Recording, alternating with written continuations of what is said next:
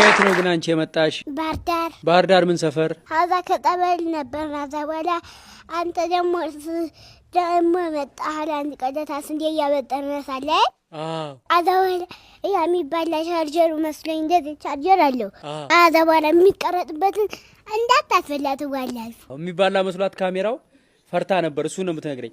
እየው ደግሞ የሆነ ነገር ተቀብቻለሁ ከዚህ ከንፈርሽን ማን የቀባሽ? ያቺ እንዲሽ ፈላ አሁን ከንፈርሽ ይወልቃል። ስሙን አላውቀው ብዬ ነው እንጂ ነግሬው ነበር። ቻፕስቲክ ነው ላፕስቲክ እናቴ ነጥላ ጫማ አንጭልኝ በላት ምቆኛት በቃ እናቴ ቦስ ያናጠራ አንጭልኝ። ወደ አዲስ አበባ ስትመጪ በምንድን ነው የመጣሽው? ባየር ክንፍ አውጥተሽ?